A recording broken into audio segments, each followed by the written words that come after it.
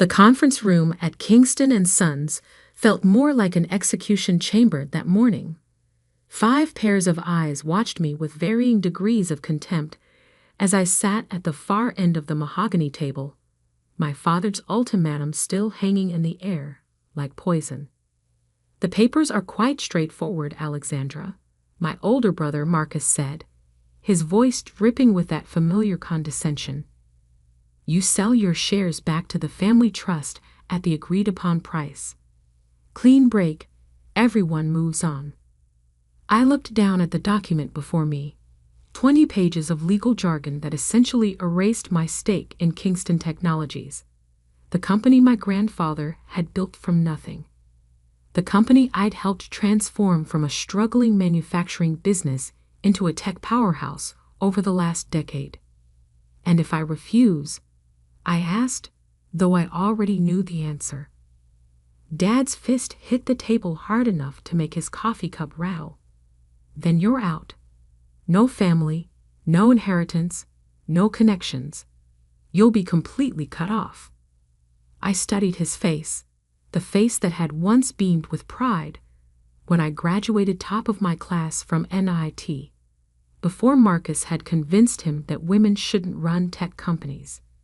The face that had smiled in family photos before my mother's death, before his new wife Amanda had decided I was a threat to her son's future control of the company. "You're really willing to disown your daughter over this?" I kept my voice steady, professional, the same voice I'd used in countless board meetings, while Marcus took credit for my innovations.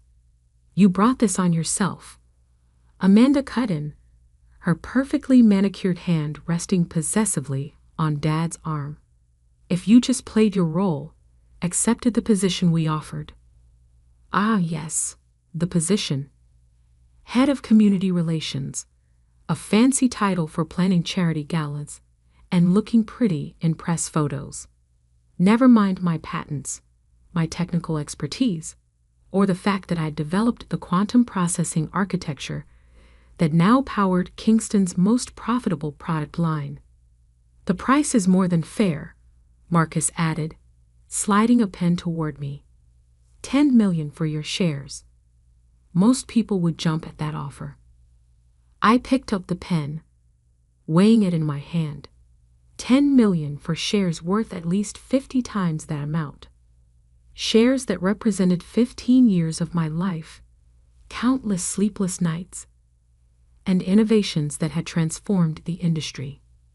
"And Tommy?" I asked, thinking of my younger brother, the only one who'd ever supported my role in the company. "Where is he in all this?" "Tommy understands what's best for the family," Dad growled, "unlike some people."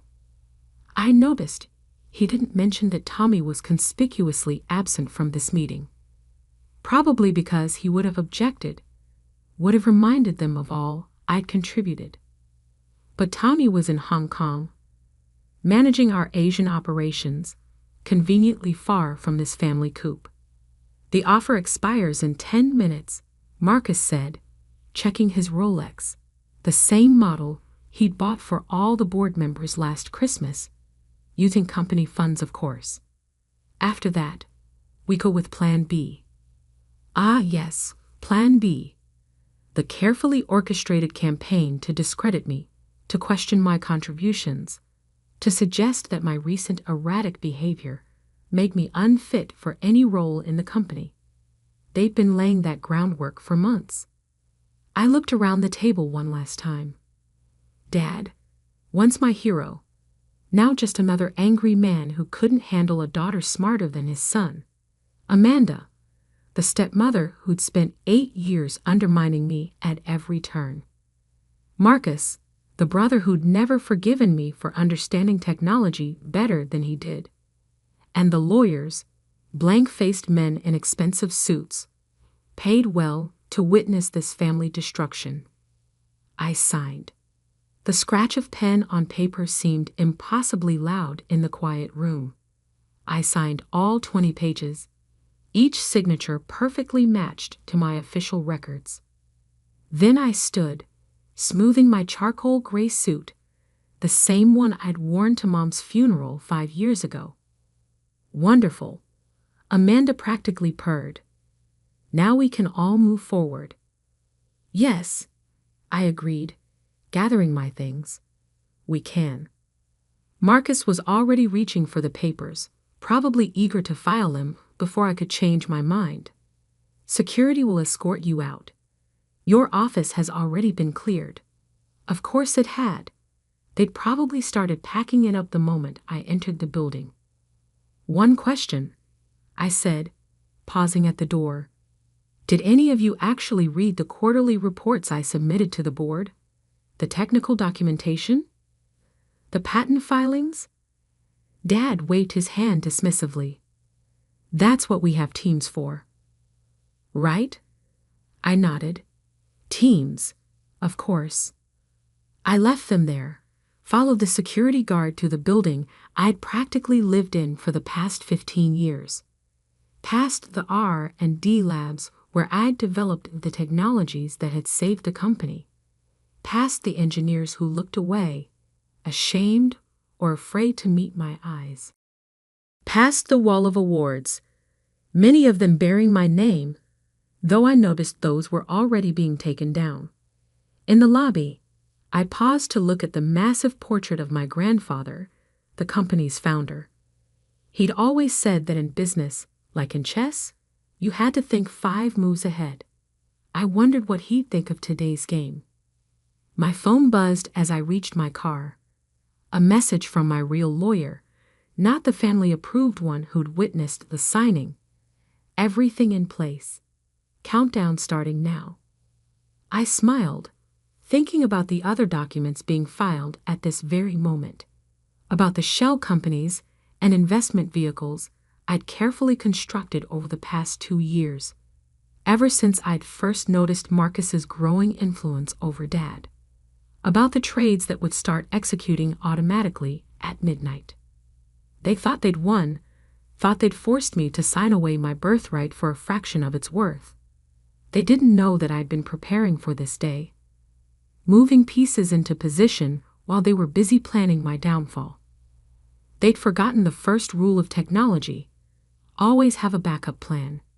And mine was about to change everything. I started my car. Not the flashy sports car Marcus drove, but a subtle electric vehicle packed with my own modifications.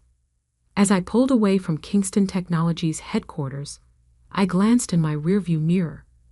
Marcus was standing at the window of the conference room, probably congratulating himself on his victory. Enjoy it while it lasts, brother, I murmured. Tomorrow's going to be interesting. My phone buzzed again. Tommy calling from Hong Kong. He'd know by now what had happened. Tell me you have a plan, he said without preamble. Don't I always? They're celebrating, he said, disgust clear in his voice. Marcus is already announcing his new leadership team. Perfect, I replied, pulling onto the highway. Let them celebrate. It'll make tomorrow more entertaining. How bad is it going to be? I thought about the cascade of trades and revelations scheduled to unfold in less than 12 hours. About the carefully constructed web of investments and partnerships that would soon reshape Kingston Technologies' entire power structure. Remember when we were kids and Marcus broke my science project the night before the fair, and you showed up the next day with an even better one that won first prize? Something like that, I smiled. Only this time, the prize is a lot bigger. The sun was setting behind me as I drove home, casting long shadows across the city. In my briefcase, a single thumb drive contained everything I'd need to show the world exactly who had really been running Kingston Technologies all these years. They thought they'd forced me to sign away my future. They were about to learn that some signatures are just the beginning. The next morning, I sat in my home office at exactly 8:57 a.m., watching 6 different screens display real-time market data, news feeds, and the internal Kingston Technologies communication channels I technically shouldn't still have access to. My phone was set to do not disturb. The chaos could wait until everything was in motion. At 9:00 a.m. sharp, the first domino fell. Breaking news. Mystery investor emerges as major stakeholder in Kingston Technologies, scrolled across CNBC. Within seconds, similar headlines appeared on Bloomberg, Reuters, and every major financial news outlet. My other screens lit up with incoming data. Kingston's stock price freezing as trading was halted due to pending significant announcements. Internal emails flying between executives and board members. Frantic messages from investment banks trying to identify the new player who had quietly amassed a controlling interest in one of tech's most prestigious family companies. At 9:03 a.m., my phone started buzzing despite its settings. Marcus, Dad, Amanda, even board members I hadn't spoken to in months. I ignored them all and opened a secure message from Tommy instead. Holy shit, Lex. This is you, isn't it? The Phoenix Group. I smiled at the name I'd chosen for my investment vehicle. Phoenix Rising Technologies, because some things have to burn before they can be reborn. Watch the next announcement, I texted back. At 9:15 a.m., right on schedule, the second wave hit. Phoenix Group announces patent review of Kingston Technologies' core products. That's when the real panic started. My security system alerted me to someone at my front door. Through the cameras, I could see Marcus, his perfectly tailored suit already showing signs of stress, his face red with anger or fear, probably both. I let him pound on the door for exactly 5 minutes before remotely activating the exterior speakers. Go home, Marcus. I'm working. Working? He shouted at the camera. You're destroying the company. Dad's having chest pains. Funny how health concerns only matter when it's his wealth at stake, I replied coolly. Where was that worry when he was forcing his daughter out of her own company? This isn't a game, Alexandra. The stock is in freefall. Actually, I switched on the exterior display, showing him the same market data I was watching.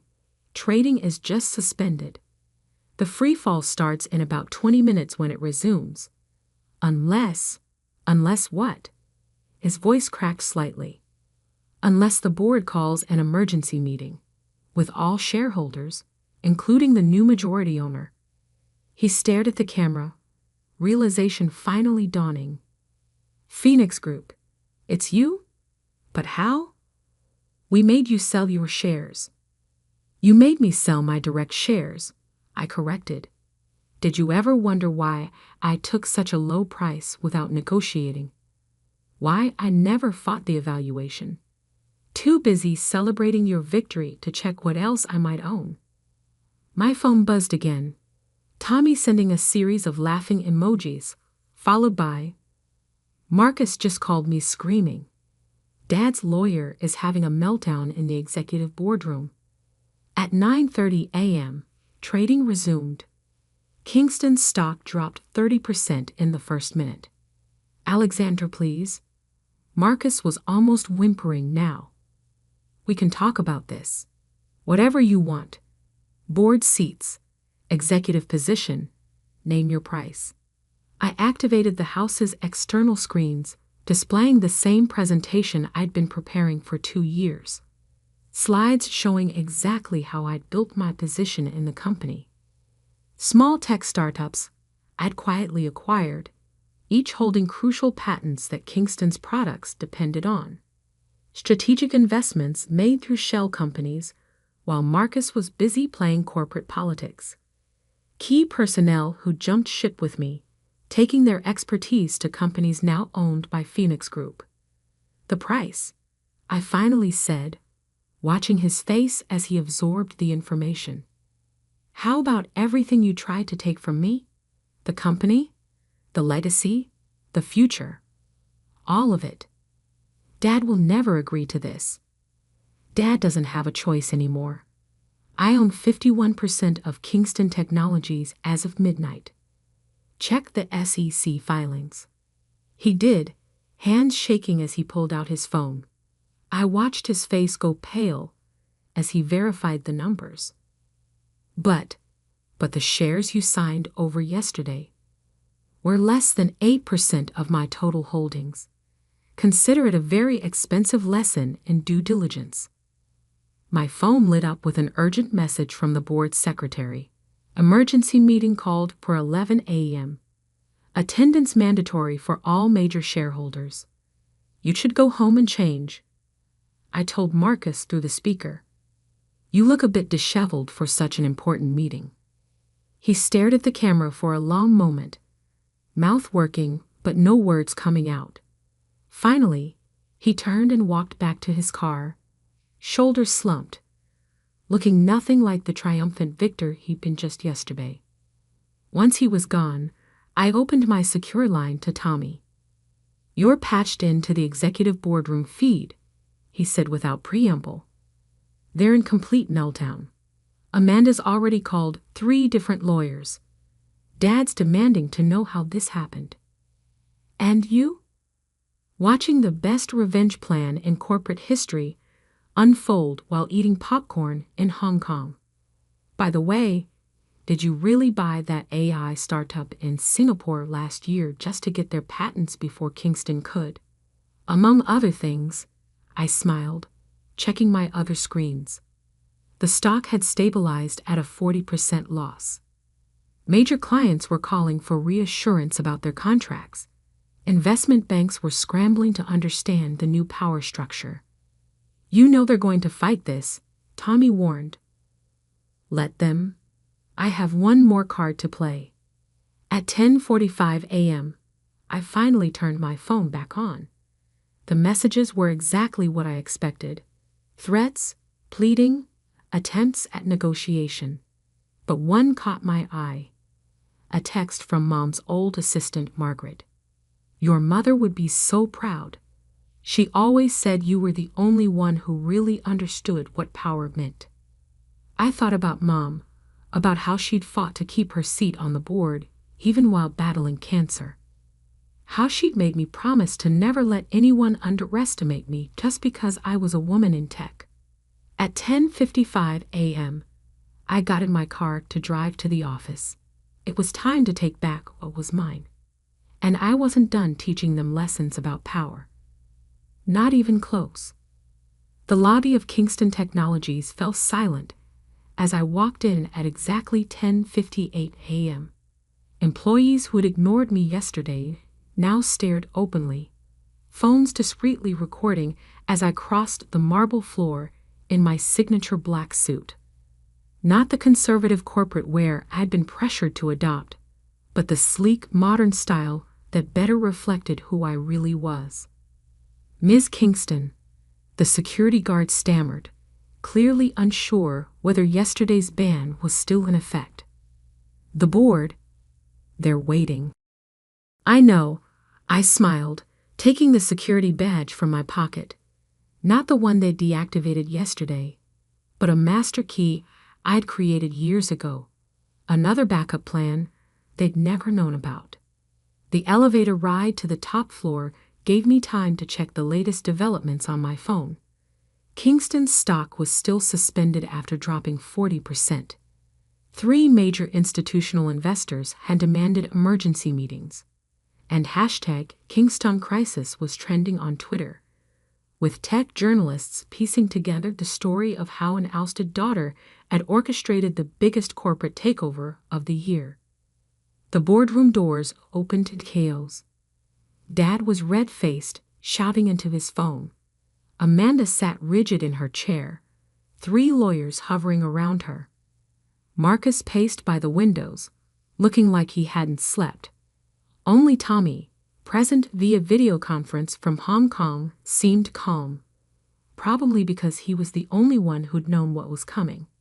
Alexandra, Dad's voice cut through the noise. What have you done? I took my old seat at the table, not the one they'd relegated me to in recent months, but the one I'd earned through years of innovation and leadership. I protected my interests, I replied calmly, opening my laptop. Something you taught me to do, remember? By destroying the company, Marcus exploded. Our stock is worthless. Temporarily devalued, I corrected, which creates an excellent buying opportunity for investors who understand the company's true value. Speaking of which, I activated the room's main display, showing a comprehensive presentation of Kingston's technical infrastructure. Every patent, every innovation, every piece of intellectual property that made the company valuable. Let's talk about what really powers Kingston Technologies, I began, but Amanda cut in. We don't have time for technical presentations. We need to stop this attack on our company. Your company? I raised an eyebrow. Let's clarify ownership, shall we? Another slide appeared. A complex web of investment vehicles and holding companies, all leading back to Phoenix Group. My lawyers had spent months making this diagram clear enough for even Marcus to understand. As of midnight, I continued, Phoenix Group owns 51% of Kingston Technologies. Additionally, through various subsidiaries, we control patents crucial to 78% of Kingston's product line. Impossible, Dad whispered, but I could see the fear in his eyes. He was finally starting to understand. The shares you forced me to sell yesterday represented only a small portion of my holdings. While you were busy planning my removal, I was building something bigger. Something you couldn't take away. The board won't stand for this, Marcus declared, but his voice lacked conviction. The board, I smiled, is about to learn some interesting facts about recent management decisions. For instance, the real reason our Asian expansion struggled last quarter. Tommy? My younger brother's face filled one screen as he held up a folder. Full documentation of Marcus's failed attempts to override Alexandra's technical specifications in favor of cheaper alternatives. Cost to company, approximately $140 million. Marcus went pale. You kept records? I keep everything, I said quietly. Every meeting where you took credit for my work. Every time you undermined my authority. Every decision that put your ego ahead of the company's success. Alexandra, Dad started, his tone shifting to the one he used for business negotiations. Surely we can discuss this as a family. Family? I laughed, but there was no humor in it. Was it family when you threatened to disown me? When you let your wife systematically undermine me? When you chose Marcus's ambition over my expertise? I pulled up another document, the original company charter, written by my grandfather. Kingston Technologies will always prioritize innovation over politics, merit over privilege, vision over tradition. I'd read aloud. Grandfather understood what made a technology company successful. He knew it wasn't about family names or corporate titles. It was about creating something valuable. What do you want? Amanda asked, her perfectly maintained facade finally cracking. Everything, I replied simply. The company returns to its original mission. The board is restructured to prioritize technical expertise over political connections. And the leadership, I paused, letting them hang on my words, reflects actual contribution to the company's success. You want to be CEO, Marcus said flatly. No, I corrected him. I already am CEO. The board will simply be confirming it formally in about 10 minutes. Dad stood up so quickly his chair toppled backward. I won't allow this. Your permission isn't required, I said, pulling up the final document. This is a shareholders' meeting, and I hold the majority. But before we vote, you should know one more thing. I activated the last screen, a live feed from the patent office. Remember that quantum processing architecture that powers our most profitable products. The one Marcus has been taking credit for. In about 30 seconds, those patents transferred to Phoenix Group. Without them, Kingston Technologies loses 60% of its revenue overnight. The room erupted in shouts and protests, but I held up my hand. However, I continued once they quieted. I'm prepared to license those patents back to Kingston Technologies, under certain conditions. Name them, Dance said hoarsely. First, the company returns to its core values: innovation, merit, vision. Second, the board is restructured to include actual technical expertise. Third, I looked directly at Marcus. Everyone's contribution is properly credited and compensated. And if we refuse, Amanda challenged. I smiled, the same smile I'd given them yesterday when signing away my direct shares.